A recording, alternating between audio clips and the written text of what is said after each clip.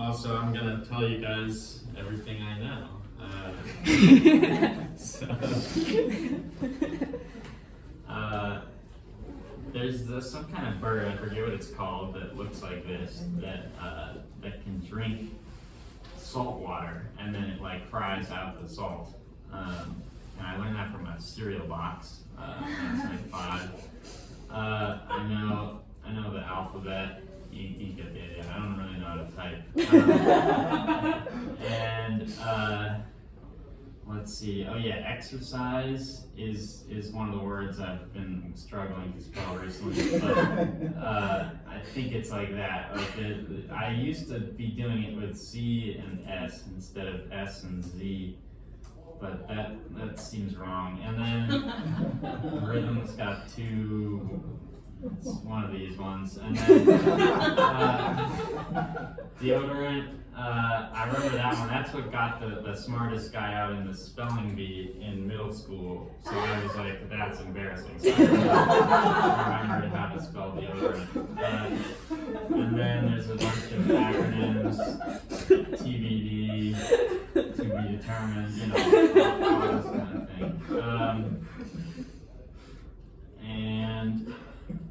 Let's see, there's a bunch of formulas, there's some physics. P is momentum for some reason. It's mass times velocity. PMAT, that's like when cells divide, there's like 4 steps in, and I don't remember what they are, but I remember Mr. Kim taught us that to remember it, because if you're at a toilet and there's like a nice fuzzy carpet, then it's like nice, but you don't want to think about it too hard because it's probably covered in pee. So that's how cells divide. Okay, that's an easy way to learn. Yeah, it's like mitosis is the M. Yeah, that's all I remember. This is like a line. That's the quadratic equation. You know, identities and whatever. Computer science. I studied computer science, so I should know this. But so this is basically all computer science is about is like mapping. Well, it says that a computation is a map from one set of things to another set of things. So this is like Fibonacci sequence. So the 0, 1, 2, 3, 4, 5, blah blah blah, and then this is 1, 1, 2, 3, 5. So each element is the sum of the previous 2 elements. So that's computation for you. And so what this looks like in practice is like you take a 3D model and you turn it into pixels. So that's what it looks like. And then you do this with a computer.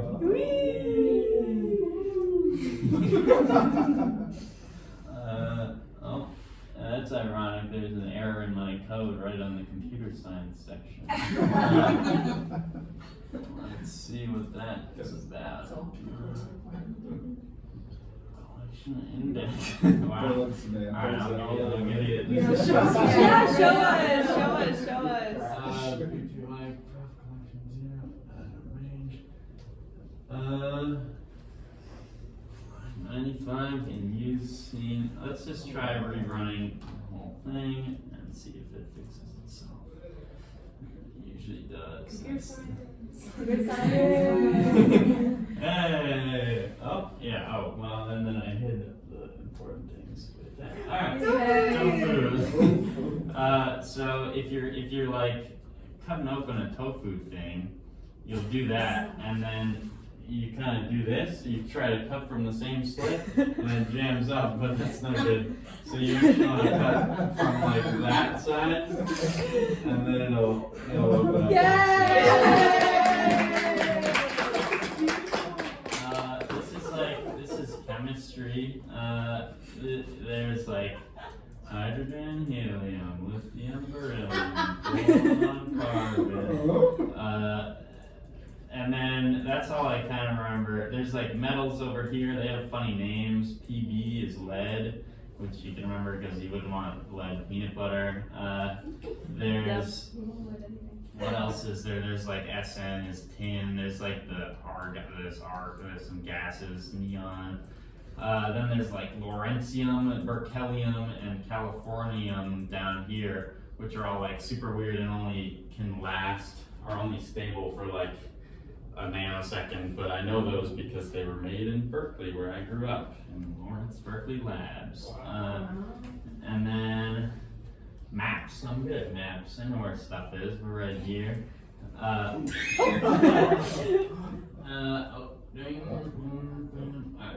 Cool. There's parks. There's Manhattan, Brooklyn, Staten Island, Queens, Bronx. There's a cool island, Randall's Island, that is in between all three of them.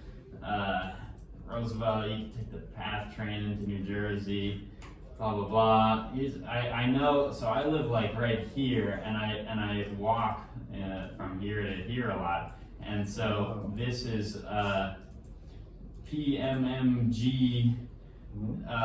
These are the street names. And I memorized this section because it helps me know how many streets I have left. So this is like Putnam, Madison, Monroe, Gates, Lexington, and then there's like some weird ones in between, Lafayette, Kosciuszko, and then DeKalb, and then that's all you really need to know. And then I like to do this a lot where I know the first letter of a bunch of streets, and so it turns out that right at the top of Brooklyn and Greenpoint, they're all like in alphabetical order. There's like an A Street, B Street, C Street, down to like Greenpoint Ave or something. It's all in alphabetical order. And then trains. You guys know that. And then let's see. Oh, it's funny and glitchy. Oh boy. Oh, alright, alright, cool. This is Pittsburgh. I went to college in Pittsburgh. There's 3 rivers. There's the Allegheny, the Ohio, and the Monongahela. So remembering Allegheny and Monongahela is hard. Which one is north and south? And at first I came up with the trick that Allegheny is north because A points up. But then I realized that A also points down twice, and furthermore, M points up twice. So then I confused myself about which one. And M, but then I decided that M points down 3 times, so it's definitely the one on the bottom. Yeah. And this is the Bay Area. This is, I grew up in Berkeley. There's Oakland, there's San Francisco. There's like the Bay Bridge, there's the Golden Gate Bridge. This is where I grew up. This is UC Berkeley. This is Berkeley High School. There's the lab where the thing was made. In the 60s, there was like the free speech movement in Berkeley. The UC Berkeley students were protesting, and then the Black Panthers, to raise money, knew that the students were into communism, but they were like not particularly into communism. But so what they did is they went to Chinatown in San Francisco and would buy Mao's Little Red Book super cheap and then upsell it to the UC Berkeley students. And then there's like Pixar's around here. I used to want to be an animator, so I know all the animation studios. There's Tippett and Pixar. Let's see. Yeah, I don't really know a lot of street names because I was a kid, so I just knew how to walk around.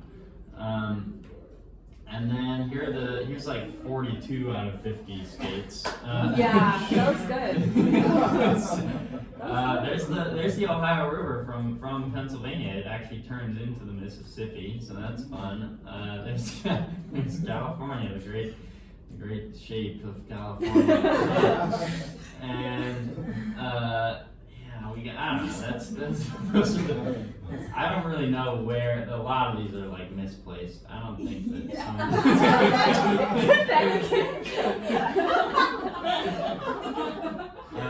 but I remember in Spanish class, we learned the capitals of a bunch of Spanish-speaking countries. So Mexico DF, Mexico, Guatemala, Guatemala, Tegucigalpa, Honduras, San Salvador, El Salvador, Managua, Nicaragua, and then Bogota, Colombia, Lima, Peru, and then yeah. So I know a bunch of those. I know the only Spanish-speaking country in Africa is Guinea Equatorial, which is on the equator, so it's like somewhere around there. Let's see, what else is there? I gotta do something here real quick. I know that the sun rises in the east, and I know that everything kind of spins around counterclockwise. Yeah. And then I know that the moon spins around the earth in the same direction that the earth rotates. So like, if the moon is spinning around like that, and then that means the earth is rotating like that. And so the moon is what turns the earth? Well, kind of. Yes. The way that you remember that is that the moon actually, the way the moon formed was like something smashed into the earth, and then it kind of collected. So it is kind of, there is some correlation between the spins. And then let's see, I know that the Earth is 1 astronomical unit away from the sun. I know that it goes around the sun about once every 365.25 days. Wow. And then, yeah, I know Mercury, Venus, Earth, and the Moon. Cool. Mars, Jupiter, Saturn, Oh, you did all that yourself? Yeah. That must have took you some time, right? Did it take you some time to do that? yeah. Oh, well, I seem to have busted something. Alright, there we go. Hey. Alright, yeah. Oh, I know how to open a jar, and I got a lot of good tips for that. So if it's too hard to open, you're really struggling, then what you want to do, well, first of all, the number one trick is you're probably using like small muscles, and you should just try to use your bigger muscles. That's a good trick for stuff in general. Is it like if you're climbing and you're struggling, then use your glutes, because that's like the biggest muscle, right? Gluteus maximus. And then so yeah, there's a big muscly guy, and so here's how you might open it.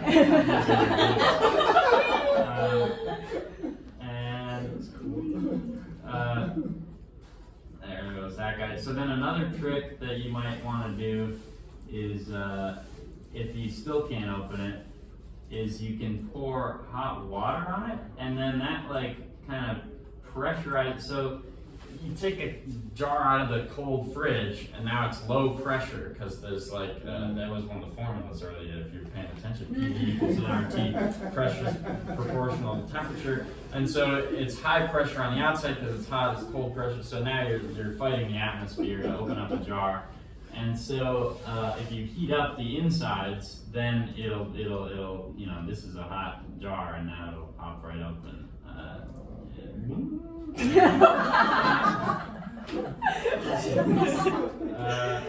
And then some recipes. You can boil noodles and then put your sauce on them. That's a meal right there. Let's see. Pi is 3.14159 265 358 979 323 846 264 3383 279. That's what I know. Tau, that's 2 of that. That's as much as I know of that. And this pi is the golden ratio, 1.61803. And I know all these because I put them as my passwords. Then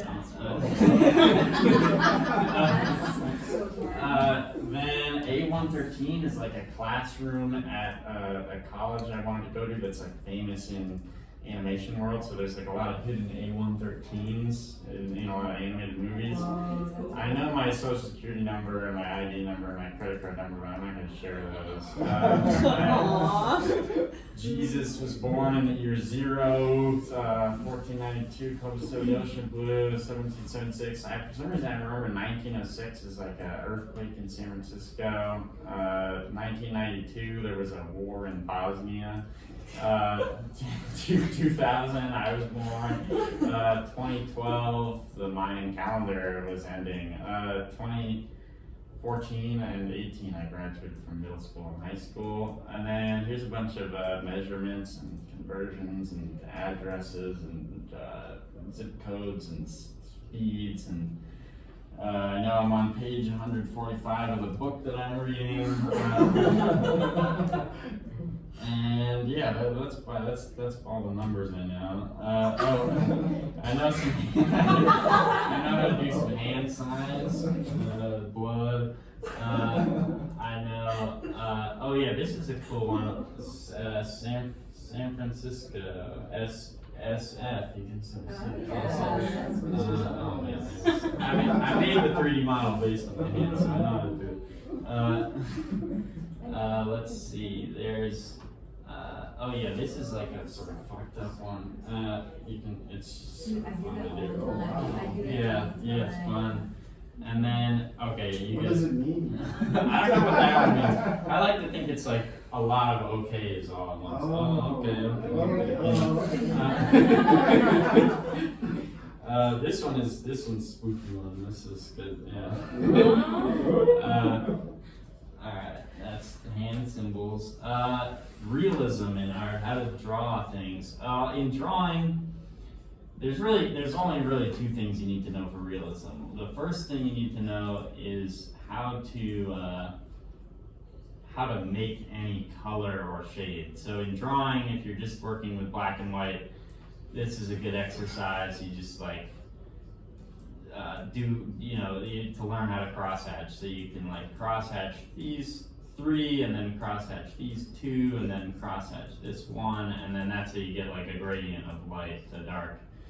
And then people make the mistake of I made a mistake there.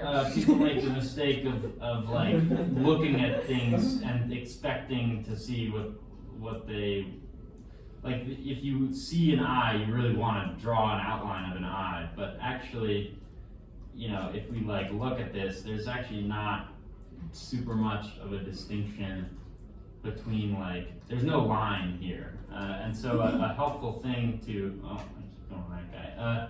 A helpful thing to learn to see things just as shapes is to look at them upside down, because now I'm not seeing an eye, I'm just seeing a dark patch and a light patch, and if you can learn to see the world as it is and learn to draw any color or shade, then you can do realism. That's all I think. Oh yeah, and then perspective. There's 1 point perspective where you got buildings all going into one, all parallel lines converge into 1 point. There's 2 point perspective where your building is fading into 2 places. And then, yeah, you can keep adding more points. People go crazy with this. But you can also have your building sort of fading into the parallel lines from all 3 dimensions, from all 3 spatial dimensions, all kind of converge into. So there's the vertical dimension, the horizontal dimension, and then the depth. Yeah. Yeah, this is a quick drawing. And then anatomy. Let's see. There's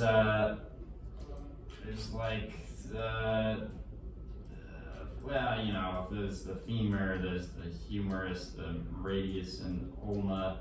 And then these things are kind of fun to learn for art too. If you're getting, there's the patella, there's the muscles, there's the gastrocnemius, the gluteus maximus, the clavicle, sternum, I don't know. So yeah, you get the idea there. Oh yeah, another possible recipe for you is gonna be, let's reset the camera. Oh, wrong thing.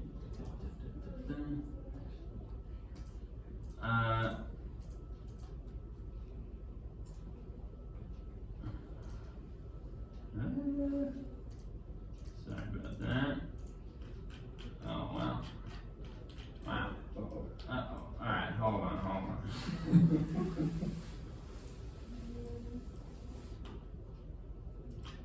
Alright, well, this might end up destroying some future slides. Alright, anyways, ramen, you don't even have to cook it. You can just eat it. That's the idea with that one. Oh, alright, we gotta, oh wow. Okay, animation, I know some stuff about animation. This is like, Muybridge took these photos to prove, so I know a horse, when it's running, all its feet are off the ground at some point. And then, yeah, we can use this kind of animation to show the different the Disney animators came up with all these different principles that people kind of follow. So squash and stretch, you could sort of like stretch out the guy and then squash him. So sometimes this is used for like a bouncing ball will stretch out as it's falling and then squash when it hits the ground. But you can also use this on just any kind of movement. So like this kind of thing where a horse, you can see how its body stretches out and then squashes, and that'll show tension and compression and stuff. You generally want things to move in arcs. Like arcs are more pleasant than straight lines, so you can sort of see how a lot of things here in this sort of natural movement move in arcs instead of just straight lines. Overlapping action, there's sort of like the tail might be flapping around, and that looks nice. It gives things, you don't want everything to be rigidly connected. You want different things to be moving in different rhythms, and then you get nice movement. Then there's like a few principles that are just for like drawing, I don't know, so that they don't really apply to 3D. But you can really exaggerate stuff like crazy. Like if we go in and like move this, move the butt out like crazy, then that'll look bad. But anyways, this It's that dog that you have dog. Oh yeah, this one. If you want to animate a dog, you can, let's see what this looks like. Alright, well, that's the principles of animation. Grow things again. Alright, there we go. Another recipe. Right. Beans. Yeah, you can, if you want 1 Michelin star, eat them straight out the can. If you want 2 Michelin stars, you can add some cheese on the stove. And you want 3 Michelin stars, add some chili powder. Let's see. Oh yeah, if you have like a can, you can like stab it with a knife. Tie in your shoes. I know how to tie my shoes. Start with an X knot, and then just do the same thing. Well, make your bunny ears, put it around the tree, whatever, and then, anyway, you end up with a knot, and then, this is actually a useful thing that you guys might not know about tying your shoes. Let's say you do 1 knot, if you're doing a double knot, so that I'm just ignore, for double knots in general, this one, you can sort of see how the right string starts over the left string. Then if you're going to tie a second knot, you want to go the left string over the right string. And now the 2 knots are in opposite orientations, and then they'll actually hold better than if you do 2 of the same kind of knots. So that's kind of fun to think about. All right, let's see the carpentry. I know some carpentry. wood expands differently on different, like if along its grain versus like against this direction versus like tangential to the rings. And so when you're like gluing pieces of wood together, you have to be aware of that because they'll expand differently with the humidity and stuff. And so you can't, if you have two different grain directions, it's sort of rule of thumb to not do a joint between them that's bigger than 3 inches, because if it's like 12 inches and it expands an entire ½ inch, then it'll snap. So that's good to know for carpentry. Here's how you might cut a little triangle thing. And then, mostly safety is important. You know, you want to do, basically nothing should be hard. You should like always grease stuff up. Don't push on it too hard. If it's hard, then there's probably something wrong and you need to grease things up. Let's see. Oh, this is the end almost. So, what is knowledge? Well, one thing that I noticed when doing this was that like there's all these different kinds of things. There's memories, which do those count as knowledge? I didn't include any memories. Facts, I did include some facts, but then there's also things that I know in my body. Like I know what an 1/8 inch feels like. Like when I was doing carpentry, you get a feel for how thick specific measurements feel in your hand, but I can't really put that in a presentation. I know how bread's supposed to feel when you're kneading it. I don't know what I don't know. That's the biggest thing I don't know, probably. What do you know? And then actually, I remembered.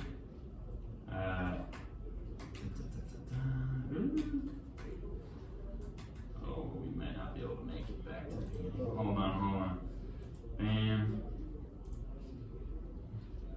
Oh, there we go. Alright. There we go. This guy's called a puffin. Because the cereal's puffy, so it's a puffin.